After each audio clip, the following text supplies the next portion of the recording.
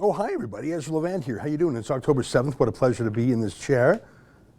My friends Sheila Gunn Reed and David Menzies do it every Tuesday and Thursday. I do it Monday, Wednesday, Friday. I also do a nighttime show. Do you know that? At 8 p.m. Eastern Time. I do a produced show. I do a little monologue. Then I interview a guest. I read my hate mail. Call it a day. It's nice work if you can get it. Most of the time, we only play a short clip from my monologue on YouTube because we're trying to encourage people to subscribe because that's how we pay the freight around here. You know, we don't get the big bucks like Trudeau's CBC does. We don't get the big bucks like Post Media, Toronto Star. You know, Post Media takes 140 grand a week from Trudeau, and it shows. We take zero from Trudeau, and it shows. Anywho, one of the ways we make the dollars is people paying us $8 a month to subscribe to the premium show. And you know what? That's less than Netflix. And I think it could be more fun. Last night's show, though, every once in a while people say, Ezra, that monologue is so good. You got to unlock it. You got to share it with the people. I keep saying, no, I got to keep the good stuff behind the paywall to make people say, wow, that $8 a month is worth paying. But every once in a while, people behind the paywall say, mate, you got to share it. We don't mind. And do we have my clip from last night? Do we have that? So I did a monologue last night, about 15 minutes long. You got the full one, perfect. And I want to show it to you. It's about Catherine McKennel. Oh, do you mean Catherine McKenna? No, you heard me right. Catherine McKennel. You mean McKenna? No, McKennel. Like a dog kennel? Yeah, like a dog kennel. Now, I don't want to play all 15 minutes of my monologue yesterday, but why don't we just play the clips? Can we do that? Can you just sort of, I'm here today, Efron and Mike are in the control room, Justice taking a well-deserved holiday. Can you guys load up the mono? And I mean, I have lots of banter, but I just want to play the clips. Before I do, let me just encourage you to do one more thing. And I'm terrible at this. Sheila and David are so much better. I talk too much, let's be honest. Sheila and David actually listen sometimes, which is why they're great reporters. And one of the things I want to invite you to do is to support us through a super chat. As you can see to the right of the window there, of the TV screen, is like a ticker tape, like just lots of comments going full tilt there. Obviously too many for me to read. It would be distracting. I could do nothing else. But if you put your comment, if you make it super, by putting a few bucks behind it, YouTube makes it brightly covered. I see that out of the corner of my eye. I either read it immediately, or more likely, I read it when I have a pause in my ranting. And it's our policy to reply to all the super chats, no matter what, even if it's just a quick acknowledgement. So you can ask me anything. You can say anything. Don't mind, you know, I'll give you my true response.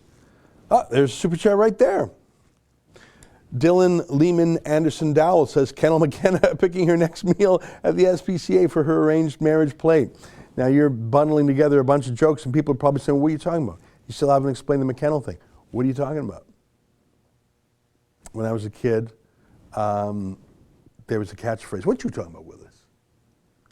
What are you talking about, Ezra? What you talking about? I'll show you what I'm talking about. Give them credit. The Post-Millennial, a conservative website, broke the scoop. They said Catherine McKenna, when she was younger, not a child, mid-20s, an adult for sure, went to Indonesia, okay, that's fine, on sort of a extended tour, and she made a reality show out of it. Okay, that's fine, before her time, before its time. Reality TV didn't really even kick in until the very late 90s, the early thousands. Now it's the biggest thing. But back then, reality TV, unscripted TV, as Hollywood says, that was rare. So this was a travel log. Catherine McKenna and 3 young men hiked and tent and cabined their way across Indonesia for 2 months. I find it a little odd that it would be 1 girl and 3 guys sharing tents for 60 days, but I'm old-fashioned that way. We won't get into that, but she is a liberal, as they say. Now, so far, so great. If you can square away the sharing tents for 60 days business, that's fine. Indonesia, interesting place. Um, Our first destination would be yeah, Kuta Beach pop it Bali, up. a bus ride from Jakarta across the island of Java. Sleeping on a bus for 2 days, winding up and down dirt and paved roads was our group's crude introduction to traveling in Indonesia. All right, it's not that interesting. I mean, it's sort of boring. Most of it's about 45 minutes. I watched the whole thing. And most of it's just sort of boring. It's just sort of like someone showing you their home movie or their vacation pics. Not that interesting. But there were 3 parts of it that I have to say were shocking to me. The first part that's shocking is actually the least shocking. Do you guys know where the clip is, or do you want to find it in my monologue? It's when they go to eat dogs. To eat dogs. And you can find that in my mono, or if you still have the time codes from the mono, you can find it in the master video.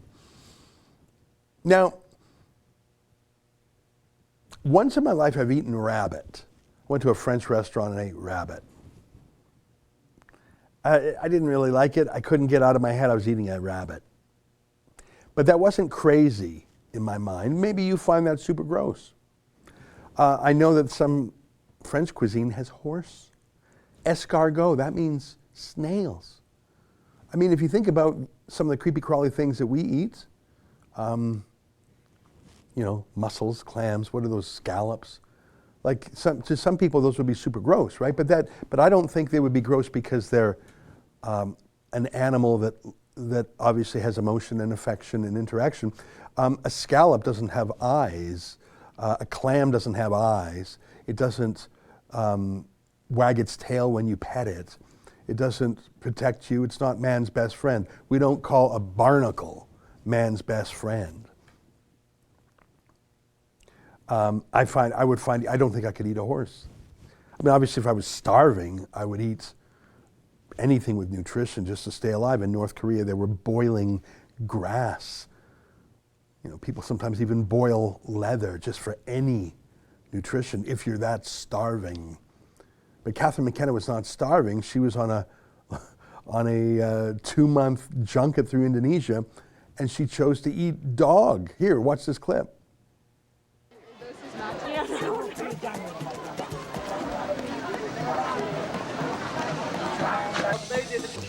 I found out one of the most popular dishes in Flores was dog. Guess what we had for lunch?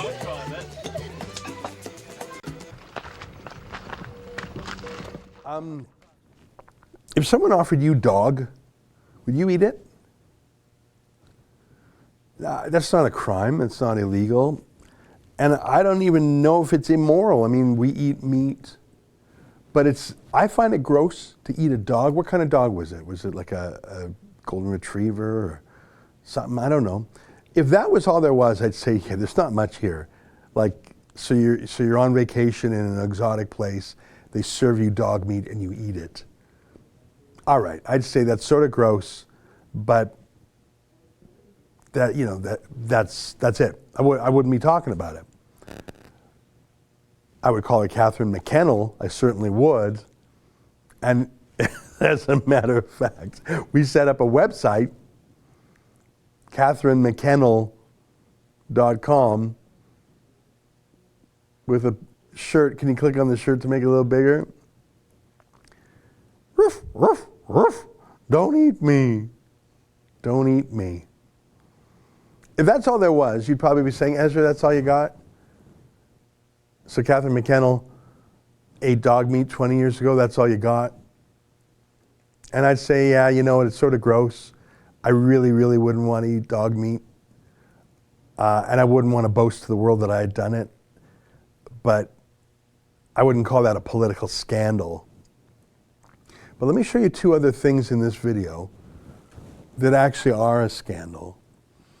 And the first, it involves animal abuse. I don't think it's animal abuse to eat meat. I just don't think so.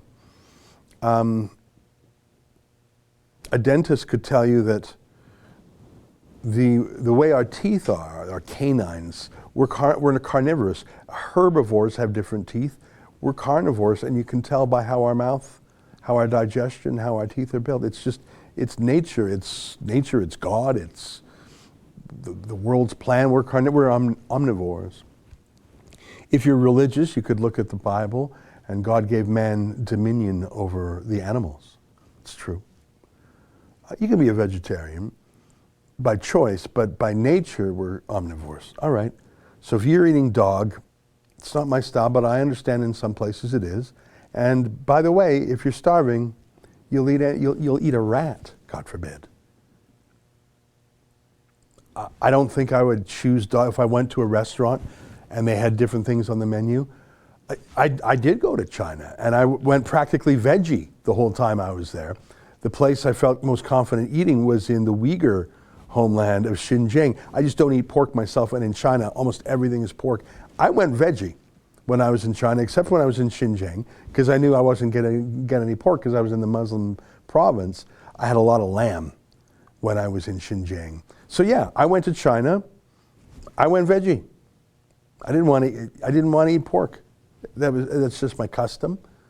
Catherine McKennel went there, and she said, yeah, I'll have the dog. Okay, that's gross. I'm not going to call it immoral, though. I'd say it's counter to our cultural norms about dogs. Dogs are man's best friends.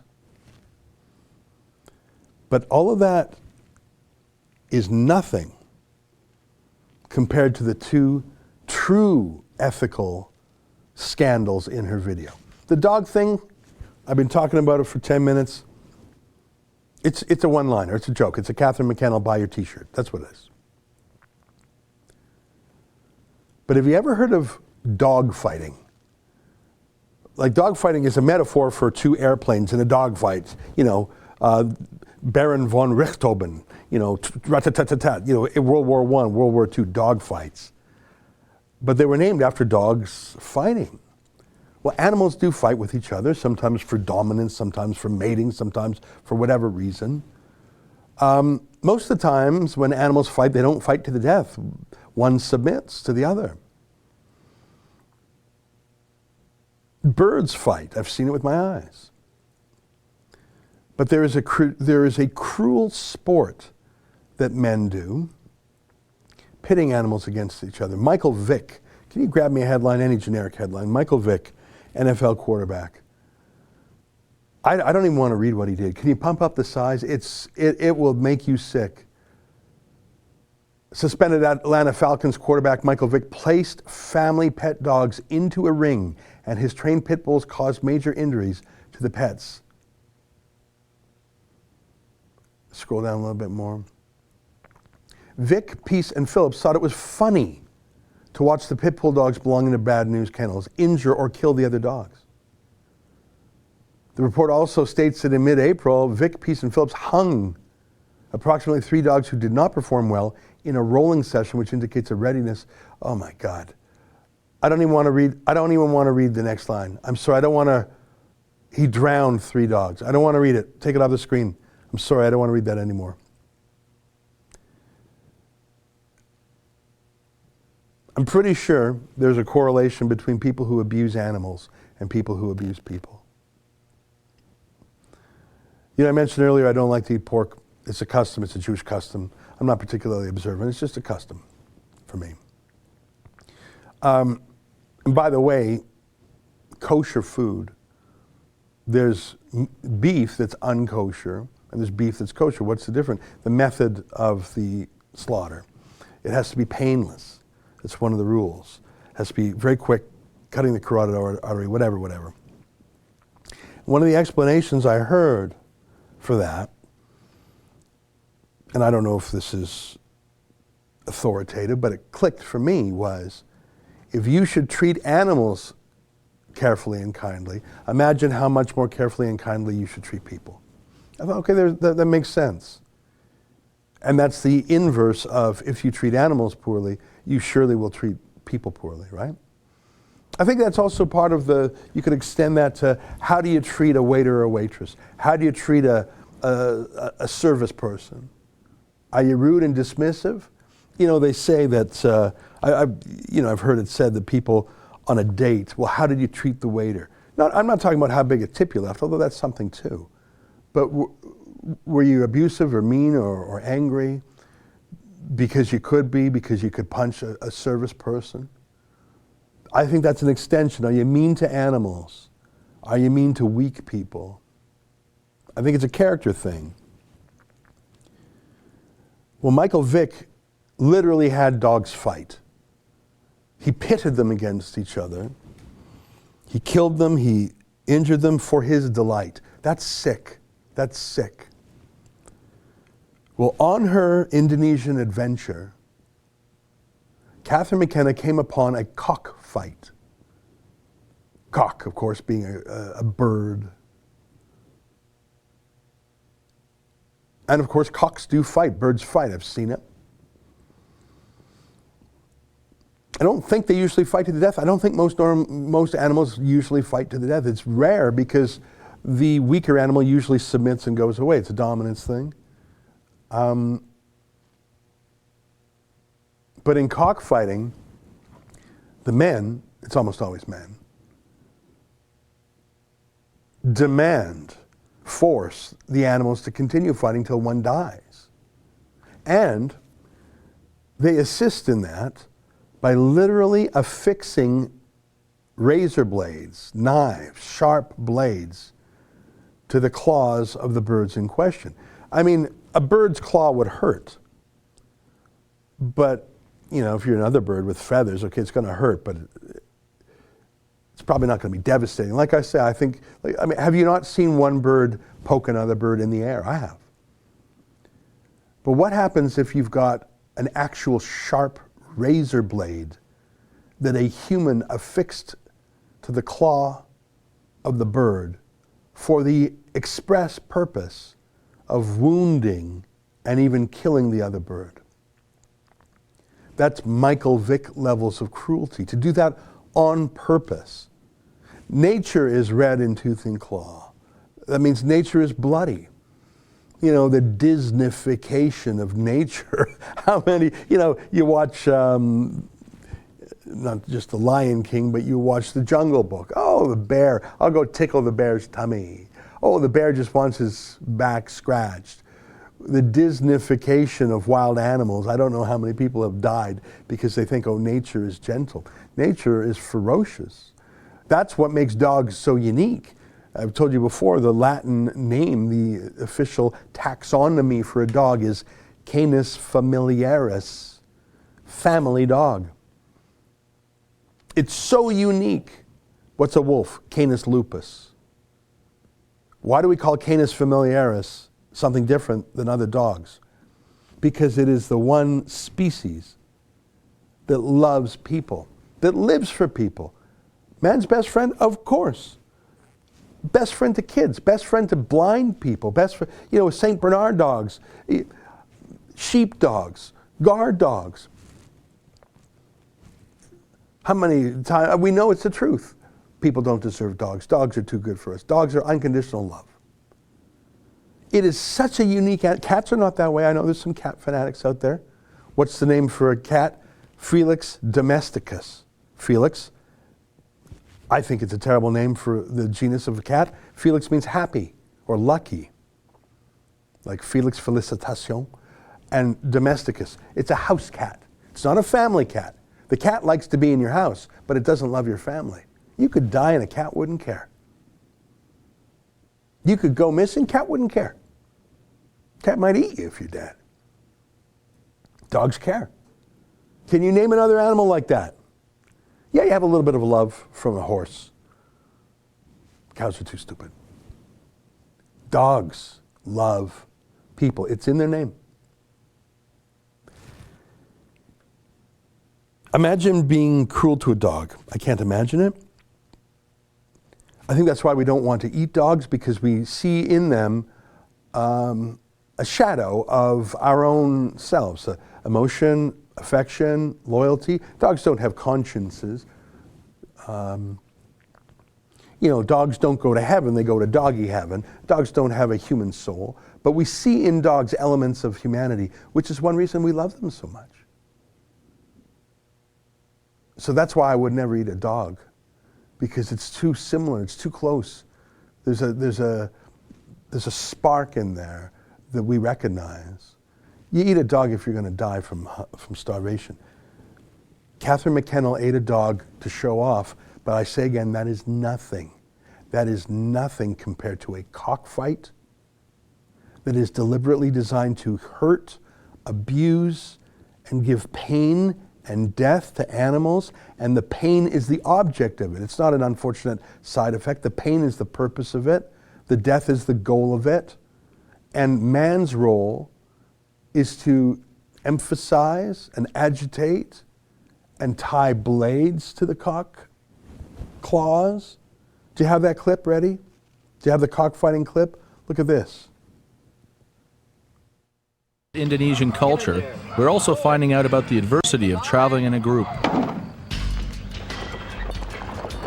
We picked up a hitchhiker named Bimo who invited us to a Balinese cockfight. We jumped at the opportunity. This was going to be an adventure. And just do. No, it's meant to do like this. It won't see the cockfighting. Ah, so secret code. Yeah. Ah. Before we entered the fight, Bimo explained that everyone who watched had to donate 5,000 Indonesian rupiah, or $3 as a bribe to the police. Apparently the police would show up and threaten arrest if they didn't receive any money.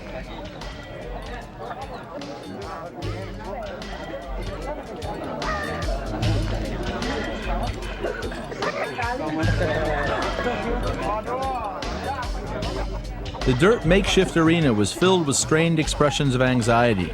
These men were definitely serious gamblers. You're going to choose the winning one? Yeah. Okay.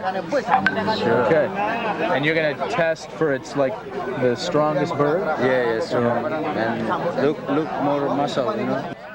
Caught up in the excitement, I thought I'd try my luck at gambling on Bimo's cock.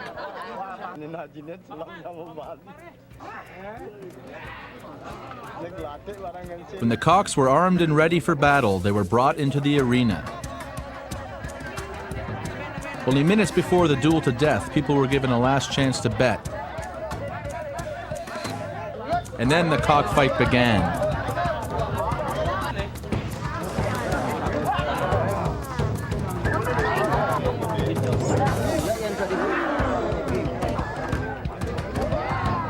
As luck would have it, Bimo's cock won, and I was a few dollars richer.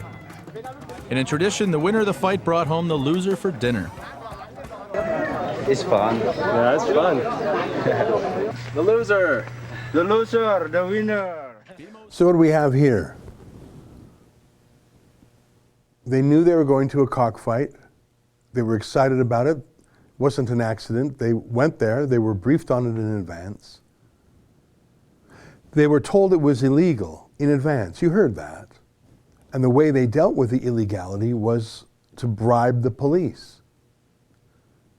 So law number 1 says you can't be cruel to animals, no cockfighting allowed.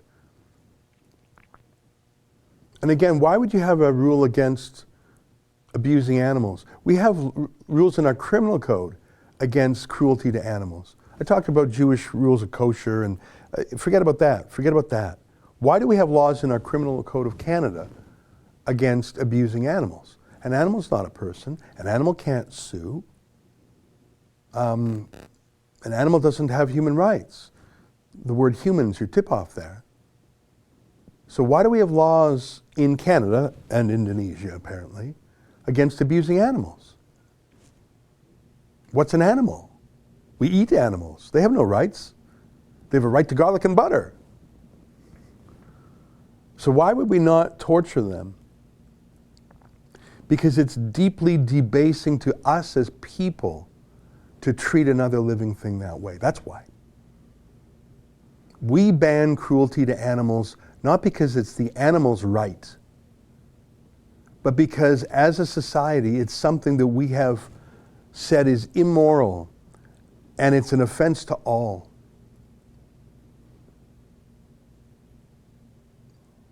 You know, laws go back very far. Hammurabi's Code. There were 7 Noahide laws. That tells you how old they are. I'm talking about Noah here. And one of the 7 Noahide laws was you cannot eat a live animal. You can't rip off like an arm of an animal and eat it. Even prehistoric times, there was something that the ancients knew was anti-human, of being so unnecessarily cruel, not because an animal has a right, but because it debases who we are. We're elevated. We have a soul. That's why we ban cruelty to animals. Not for the animal's sake, but for ours. Catherine McKenna went to a cockfight on purpose.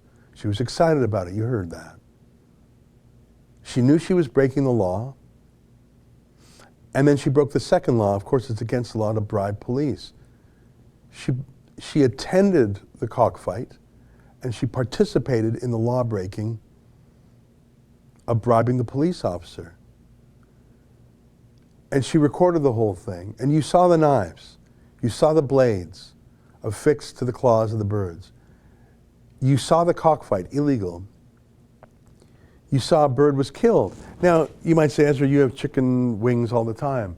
Who are you to be against the killing of birds? You eat meat every day. Right, but we don't kill them for the cruelty of it. The cruelty is a side effect of eating animals.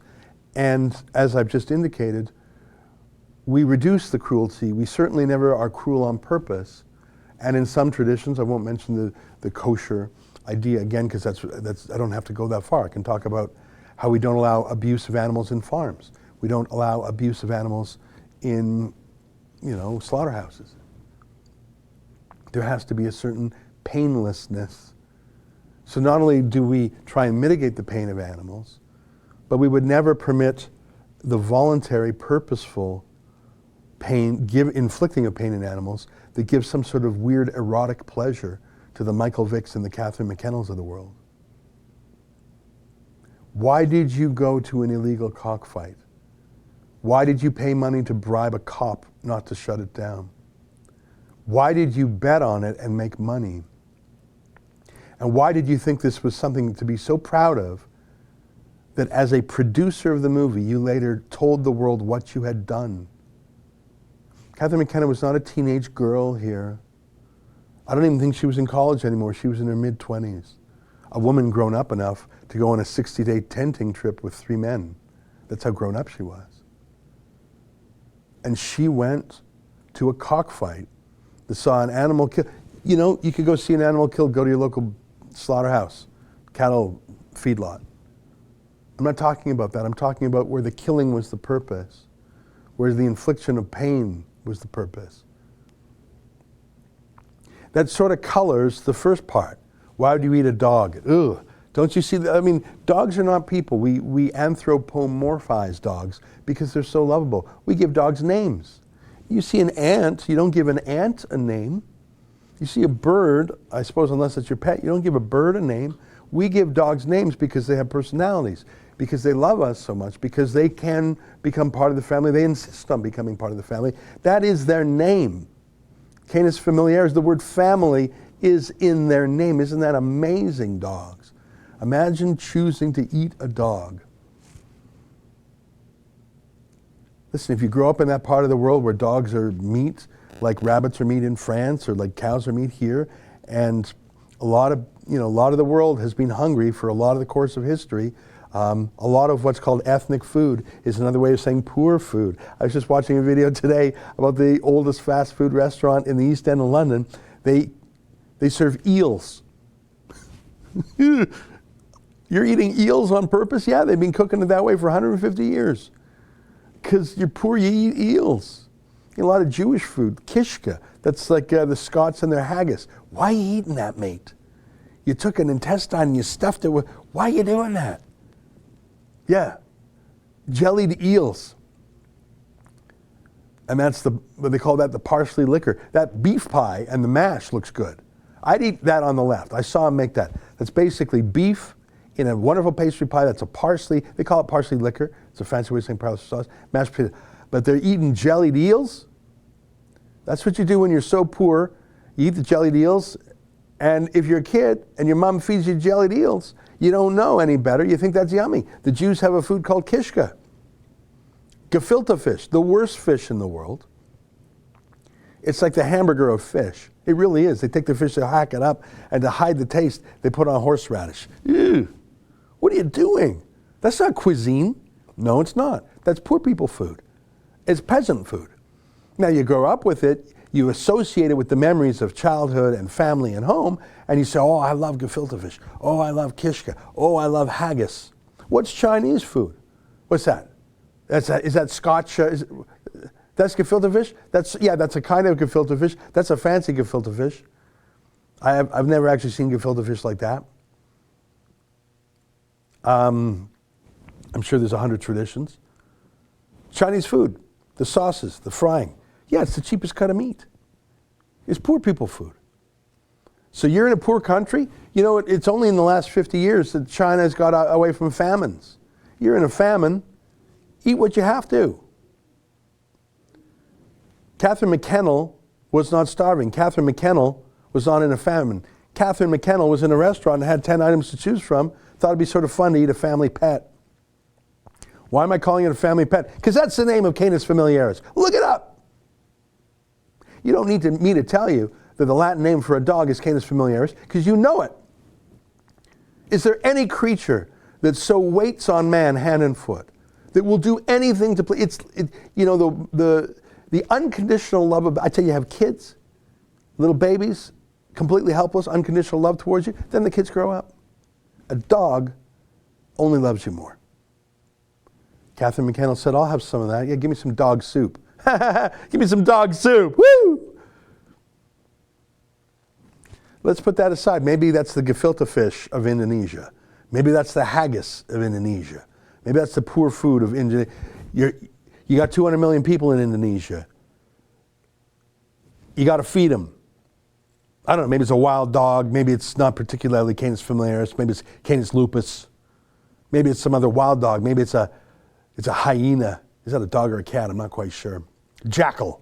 That's a dog. What's the Latin name for jackal? Jackal Latin name. I'm curious. Canis aureus. That means golden dog. I think aureus is Latin for gold. Golden dog. It is golden. What's fox? Canis vulpus. Fox Latin name. Vulpus. It's not even a dog.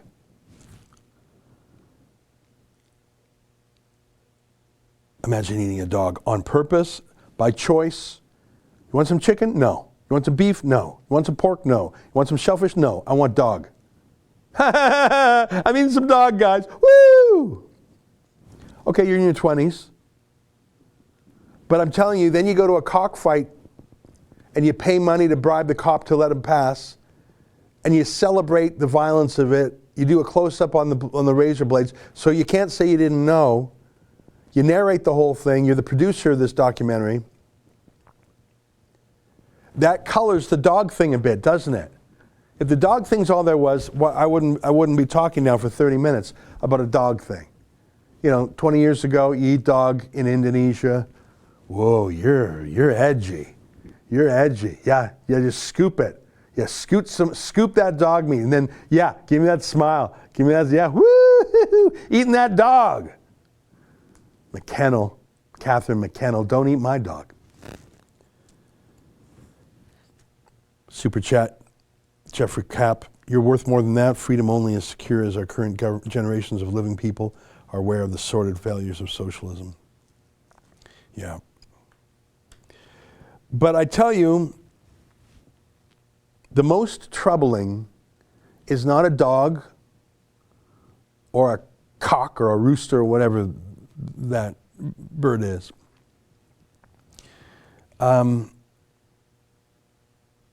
They get themselves invited to a wedding. I'm not going to say they were invited to a wedding. They didn't know the family. They were just there, and someone said, oh, come along. So they got themselves invited to a wedding. And I want to say this about arranged marriages. I'm not against arranged marriages. Let me tell you what I mean by an arranged marriage. An arranged marriage is not a forced marriage. An arranged marriage is not a child marriage. Now, it might be also, but just an arranged marriage, two families say, hey, young man, hey, young woman, you're betrothed. Our families know and trust and like each other. We have so much in common, and you guys are going to get married. That's an arranged marriage. There's a lot to be said for arranged marriages. You want to get along with your new family. You want to have things in common. Maybe there's economic questions afoot. A marriage is an economic unit as well as another unit.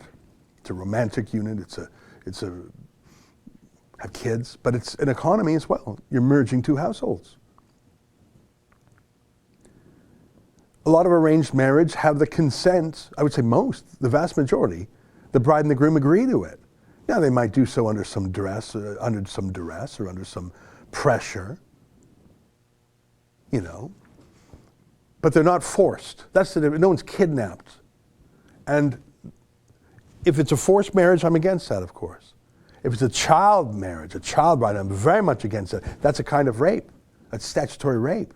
Or it might just be rape without the word statutory in the front of it. But the idea of an arranged marriage is not offensive to me, particularly in the third world. And even here in Canada, I'm not opposed to it. I'm not in an arranged marriage myself, but I'm just saying, I'm not going to, and by the way, I know for a fact, because I know someone whose parents were in an arranged marriage, and her parents love each other very much, and they really are compatible. Now, I give you this 5-minute preamble to tell you what an arranged marriage is, because I want to distinguish that from what you're about to see. An arranged marriage are the two families saying, yeah, bride and groom belong together. Hey, bride and groom, you should get together. All right. But what you were about to see, the only arrangement was a cash transaction. What you are about to see in the words of this documentary produced by Catherine McKennel is that this woman was sold to the highest bidder. I say woman, I don't know how old she is. I can't tell. She's got makeup on, she's in a wedding dress. Is she 18? Is she 15? Is she 20? I can't tell. Is she happy? I don't know. There's a shot of her dancing. Later, there's a bizarre shot of her husband sitting on some bench somewhere. But I want to play this next clip for you, and we might even play it twice. It's the wedding. They speak with great detail about the price paid. I want you to listen where they talk about the highest bidder. And they say that both families were fine with this, really. But did or did not the wife, was she wived because she was bought? And if someone else had outbid this man by 1 buffalo, I think she was bought for 3 buffalo and a certain number of rupees, which I suppose is the currency in Indonesia. So she was bought for 3 animals and a bag of cash. So if someone came along and said, I'll give you 4 animals and a bag of half of cash, if I'm understanding this correctly, she would have been auctioned off to him.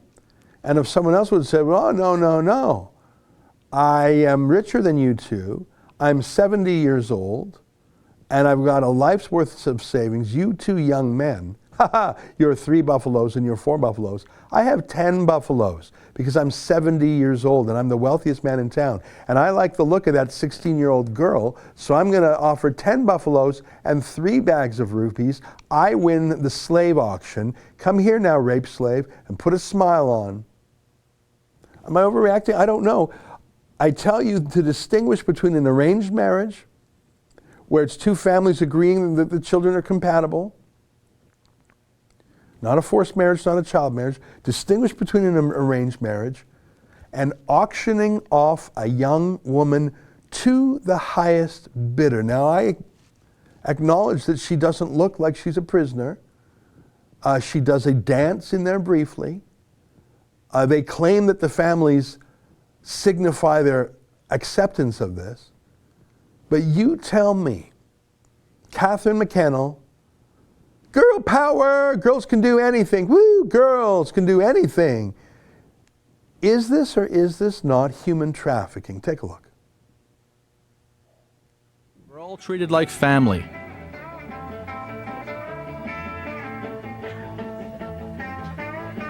Looks like a traditional wedding feast here.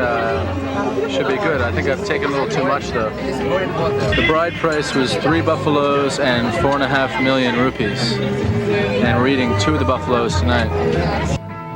Gabriel told us that Floresian weddings were arranged marriages, where the male who was the highest bidder got his bride-to-be. In this case, we learned that Gabriel's brother had paid... So you heard it, the highest price, 3 buffaloes and 4.5 million Indonesian rupees. I just typed that into a foreign exchange calculator. You know what that price is? $400. 3 animals and $400. Should we play some more?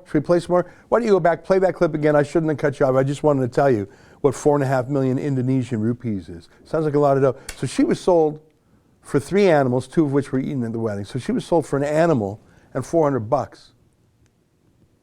You heard him. 4.5 million rupees. Go to Google. Can you open up a Google screen here?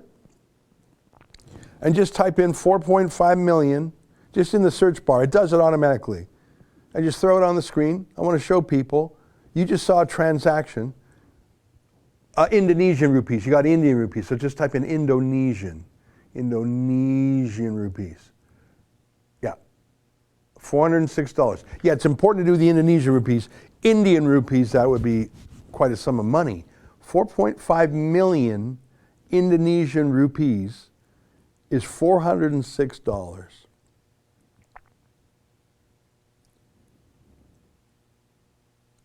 Go play that clip again from where you did. I'll let it run a little longer. I interrupted.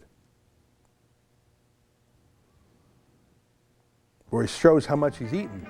Looks like a traditional wedding feast here. Should be good. I think I've taken a little too much though. The bride price was 3 buffaloes and 4.5 million rupees. And we're eating 2 of the buffaloes tonight. Gabriel told us that Floresian weddings were arranged marriages, where the male who was the highest bidder got his bride-to-be. In this case, we learned that Gabriel's brother had paid a near fortune for his wife. Both families performed ritualistic dances displaying their satisfaction with the marriage. After the bride and groom's first dance, it was our turn to get up and join the fun. Greg's height proved to be a real novelty to Floresian girls.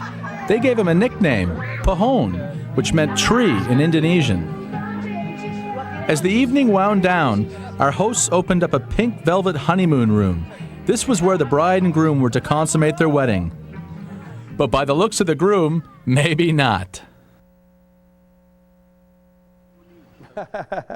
Maybe not. Hey guys, I just want to tell you about his transaction I saw. There's this really young girl, really nice, and she was just sold to the highest bidder. $406 and 3 buffaloes, 2 of which we ate. And I had a big helping. And then we totally danced. Now, I don't know. Different customs. Different religions have different customs. There's symbolic rituals in weddings, some of which are so ancient that they wouldn't have any trappings of feminism. Most wedding ceremonies, no matter the religion, Judaism, Christianity, Islam, Hinduism, Sikhism. I haven't been to a wedding of each of those varieties, but I know enough to know that those are not feminist religions in the traditional expression of them, and weddings most certainly not. Now, I'm not saying there's not progressive pastors, rabbis, etc., who don't, feminist it up. But I accept, and I'm trying to make the opposite point. I accept that our traditional wedding ceremonies are generally patriarchal, and at least they have a sex role division. Men are men and women are women, and the historical connotations of that duality. The reason I tell you that is because I accept that traditional Jewish, Christian, Muslim weddings may appear sexist through a modern prism of feminism. Okay, let's grant that. But a sale, 3 buffaloes and $400. Is that in Judaism, Christianity, Islam? I don't know, maybe it is in Islam. I have not been to a Muslim wedding. I didn't like it. Arranged marriages, when in Rome, do as the Romans do. When in Indonesia, do as the Indonesians do. But they went to a cockfight that was illegal. They cheered as the blades were affixed to the claws of the cockfight. They paid into the police bribe. So they're not doing as the Indonesians do. They're doing as the Indonesian criminals do. Now, is this normal to sell wives to the highest bidder? Doesn't seem normal. Doesn't seem right. I don't know. Am I wrong? You tell me. We showed the whole clip of the wedding there, didn't we? We showed the whole thing. So you now have all the information I know. An arranged marriage, I'm not going to quarrel. You're in Indonesia. I'm sure that's how they do it. They probably don't have regular dates. They don't go out to the Starbucks and have a date. That was before Tinder. I don't even know if they have Tinder in Indonesia. I don't think it's a dating culture. It's not a Sex in the City culture. But is it really a highest bidder culture? Is that, imagine, you think you're going to marry this guy, and you're getting used to it, maybe you like him, or you're hopeful, and then another guy says, "Oh, no, I want to raise my bid." You heard him. Can you play that clip at just the beginning where he describes the auction? That's the whole key here. Arranged wedding, I don't care. If she's 17, that's probably, I don't know, in Indonesia, it's probably normal to get married at 17. I hope she's not younger. But the auction part, the highest price, you heard him say, let's play that one more time. The purchase part, there's Catherine McKennel. Looks like a traditional wedding feast here. Should be good. I think I've taken a little too much though. The bride price was 3 buffaloes and 4.5 million rupees. And we're eating 2 of the buffaloes tonight. Gabriel told us that Floresian weddings were arranged marriages, where the male who was the highest bidder got his bride-to-be. In this case, the male who was the highest bidder got his bride-to-be. Did you hear that? The male who is the highest bidder got his bride-to-be. That's not an arranged marriage. An arranged marriage is what you see in the personal sections of an Indo-Canadian magazine or an Indo-British magazine. Husband wanted, wife wanted, they still have that caste system for an upper caste professional. I don't know. Can you grab me an Indian personals? I don't know if if you see, they're quite something. That's an arranged marriage where you take out an ad, you describe your family, you describe your education. It's usually mums taking out ads for their sons, boasting about their son's education or their daughter's education. My daughter is a beautiful 25-year-old medical student at Oxford looking for a traditional Indian, that's an arranged marriage. And then you apply and then the families negotiate. That's an arranged marriage. It's not for everyone. It's not the modern way. But it's the way for many traditional societies and cultures, even when they move to the West. And you know what, I'm not against it. It's not for me, but I'm not against it. But where did the auction part come in? You heard him say it. I played it for you 3 times. I'm not going to play it anymore. The highest bidder. How about Indian matrimonial ads? You just Google Indian matrimonial ads. I bet you're going to find some. Just slap it in the Google. Let's see what comes up. Okay, that looks like seemed too funny to be true. Okay, well maybe they are true. So zoom in on that, click it, see if we can expand it. Can you zoom in one more notch? Punjabi Khatri, handsome, fitness-conscious widower, looks 40 years, multi-millionaire, will settle business in Mumbai, seeks a fair, beautiful, cultured life partner, no dowry. Send it to the Times of India. Okay, so that's a personal ad. That's not really an arranged marriage. Scroll to the next one. Matrimonials. Fair, professional, qualified, non-Kashyap, non-Norgon, So these are slim girl, above 5'1", early marriage. So there's a lot of these. You see that? And they're laughing at these, but this is how it's done. Oh yeah, Gujarati parents. You see? Invite proposal for their daughter, MD, medical doctor, U.S. citizen, 125 pounds, 5 foot to 5.5 feet, 30 years, family oriented from suitable Gujarati MD. They're talking about visas. And they got don't email them, don't phone them. But, oh, look at that. Parents of U.S. raised professional daughter, 32, in Virginia, looking for a professional match. You know what? I don't know why this is considered so funny. It might be odd to a Western, clickbait, but that's how they do it. And fair enough, you're Gujarati. That's a province in India, if I'm not mistaken, or a state. So they got the Gujarati parents, they're in the States, they got a medical doctor daughter, 125 pounds, 30 years old, family oriented. So they only want another Gujarati doctor to marry her. You know what? What parent wouldn't? So that's an arranged marriage. You see what I'm saying? Send your proposals in, we'll talk, we'll get to know each other, are we compatible? That's not, hey, I got a daughter for sale, who's got the most rupees? We got ourselves $4 million bid, 4 million rupees. Give me, do I hear 4.5 million rupee bid? Going once, going twice, sold! To the 70-year-old man cackling about how he just bought himself a young bride. See, that is an arranged marriage.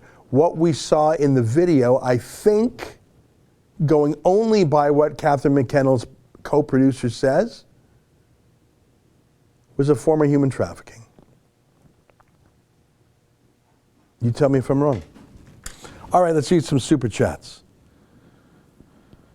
Mikey B, where we go one, we go all, 5 pounds. Thanks for the super chat. And there's an emoji there from Pink Phoenix Nails for $1.49. Thank you very much. Herman Nielsen, hey Herman, how you doing? $5. This government and this minister must go. Keep up the good fight, Ezra. Thanks, Herman. It's nice to hear your voice again. I guess I'm hearing my voice say your name. Larry Jackson, $10. Do you know if Canada will set up a space force under the Department of Defense like the Army, Air Force, and Navy? Well, I'm going to go with no on that because Justin Trudeau despises the military. The only way I could see it happening is if it's a joint project with the Chinese military. Otherwise, Trudeau's not going to spend any money on our military. Jack Masterman, $1. Message retracted, okay. I don't know what that means. Jeffrey Cap, $20. I read that one already. You're more than that. Thank you very much.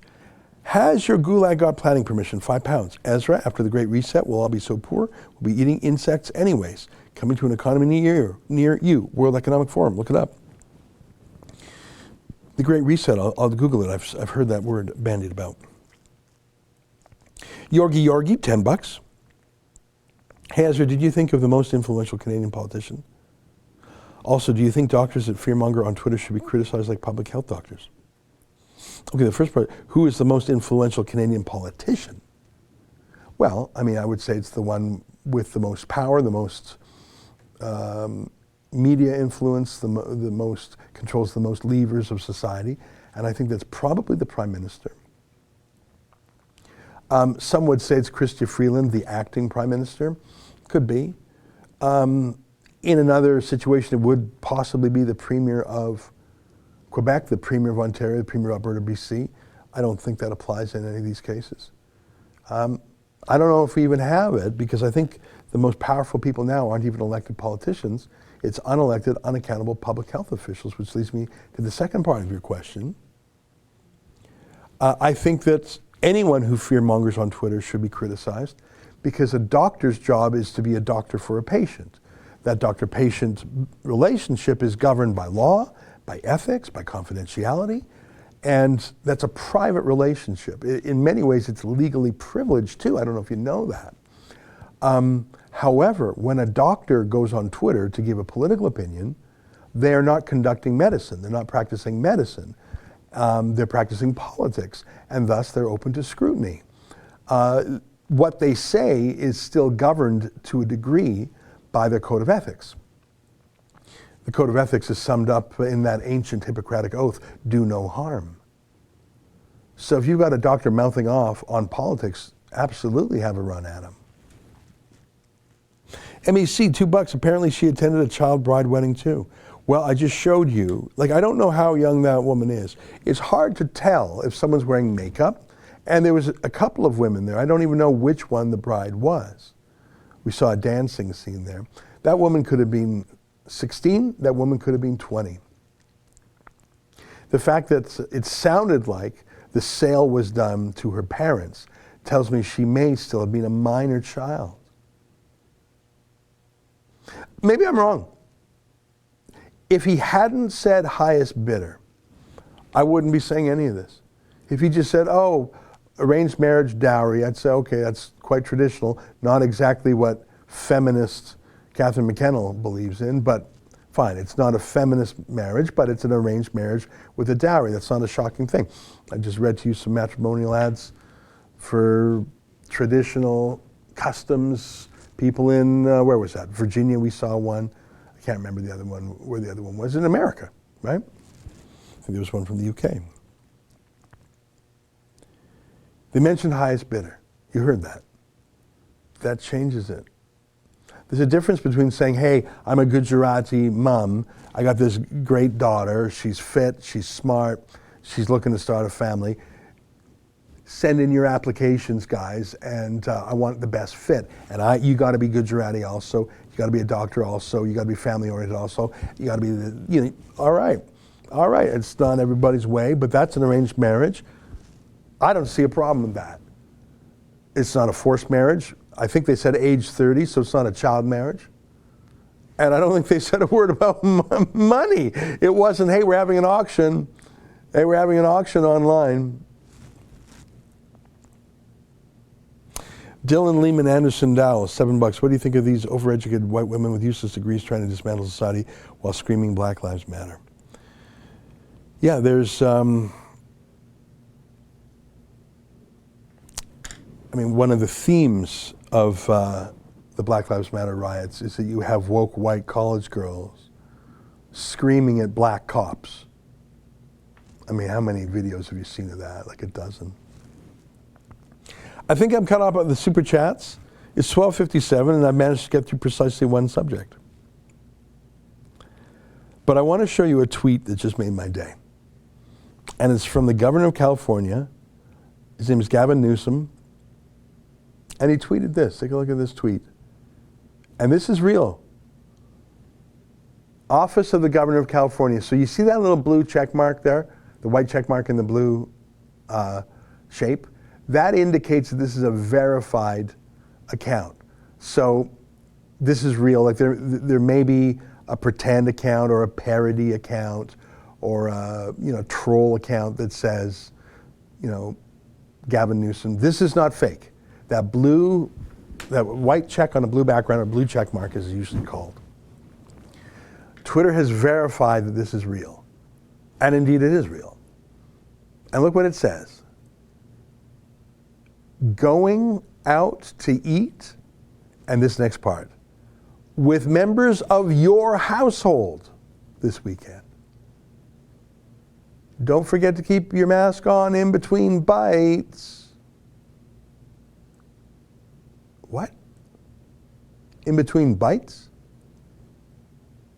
Now, I've been eating for 48 years. So as you can see by my spherical shape, I'm pretty damn good at it.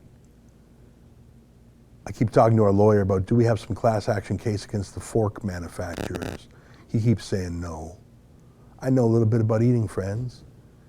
Keep your mask on in between bites.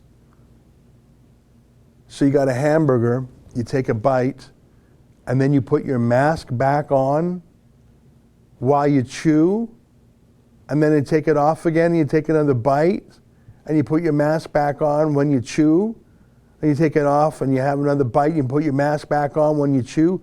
I got a swear inside me. I don't want to swear. We got a swear bucket here at the office. I put thousands of dollars. I got $1 swear, $2 for the very bad British swear.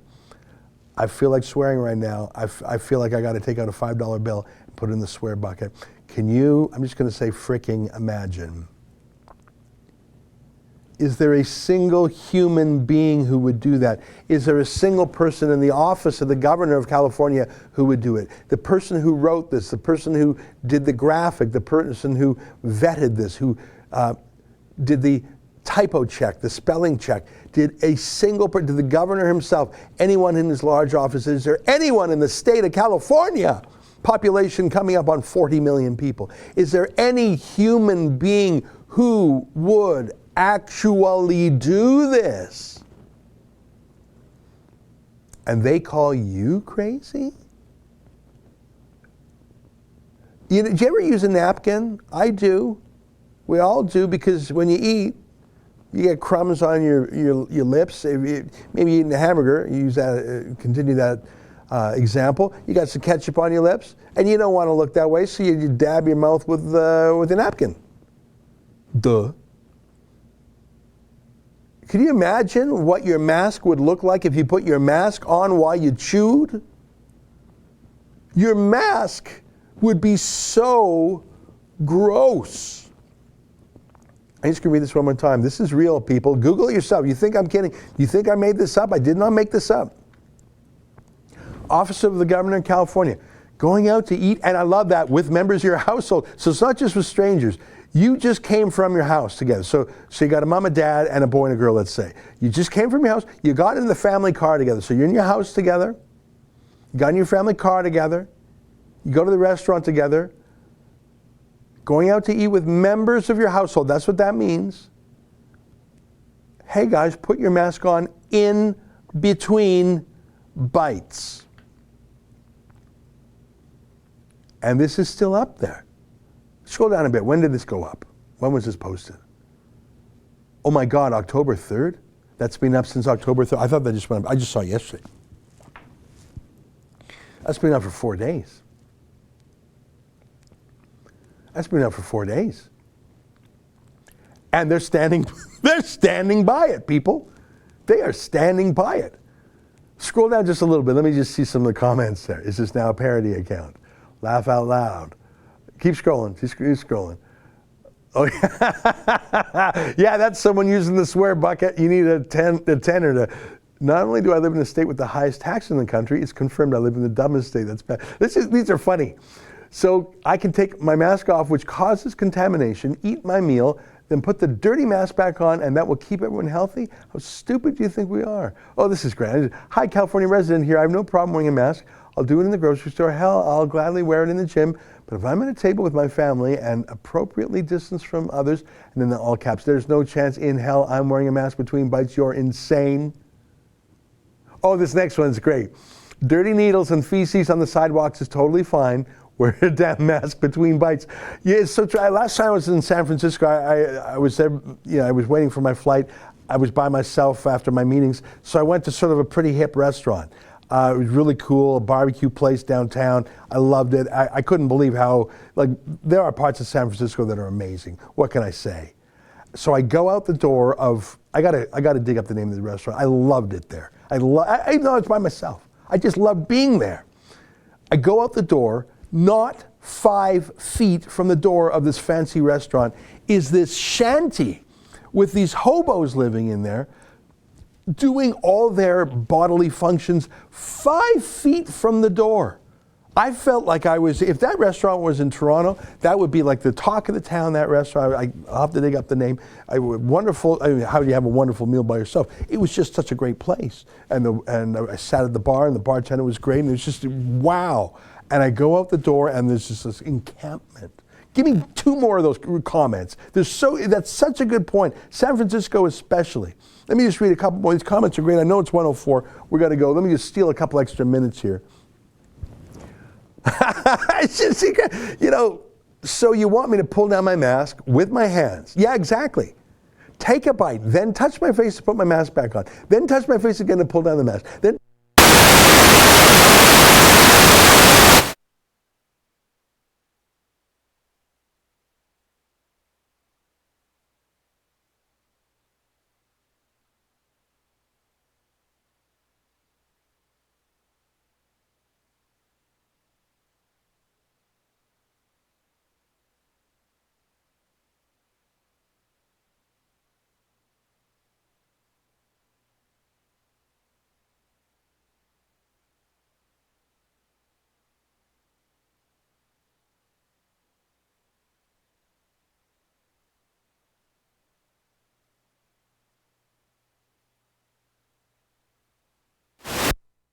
Can you hear me now?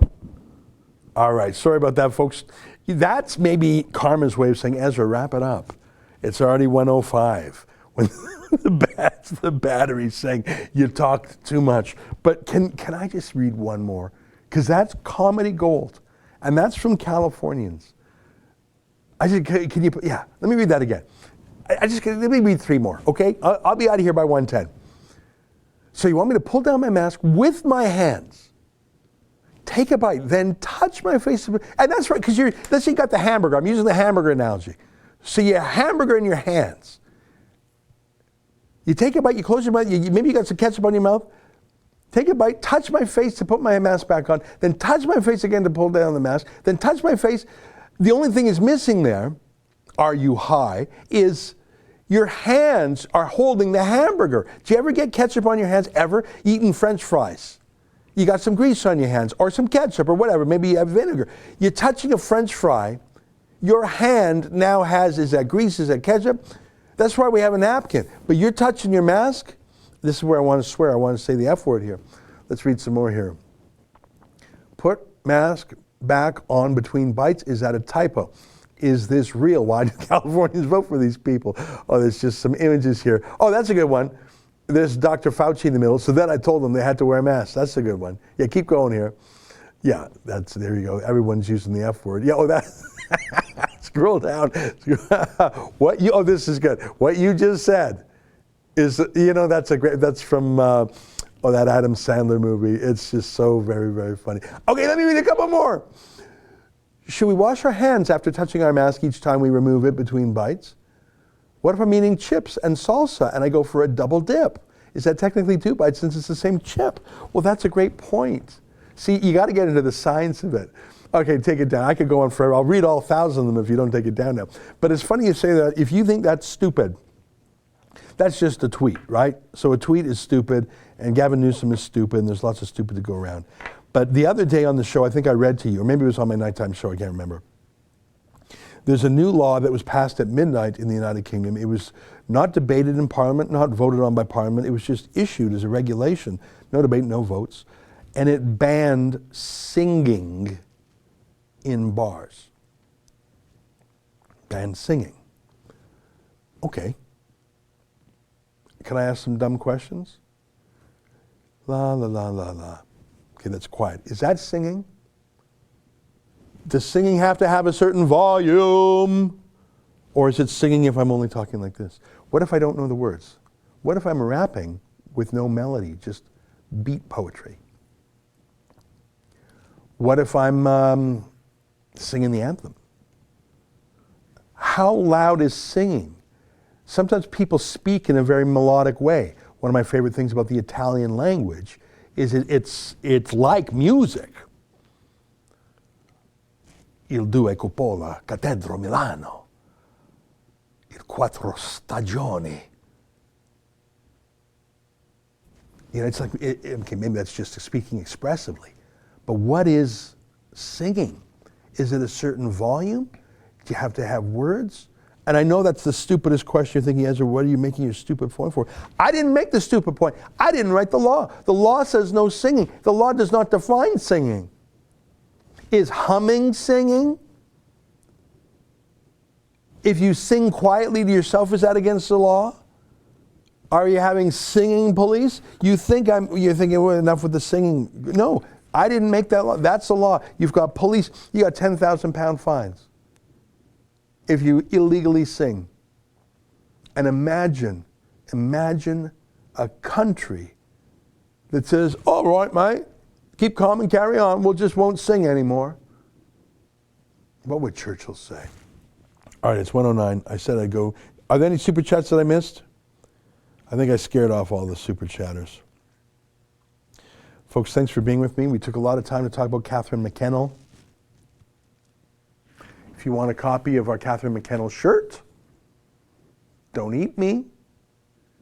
It's good to wear if you go to Indonesia, but if you're anywhere near Ottawa Centre where Catherine McKennel is, don't eat me, bro. Don't eat me.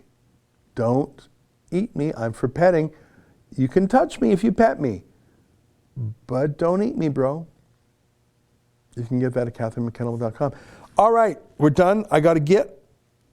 Let me close with a friendly dog video. Catherine McKennel, do not watch this. Do not fantasize. Do not salivate. Do not call DoorDash. This is purely for entertainment only. All right, see you later, everybody.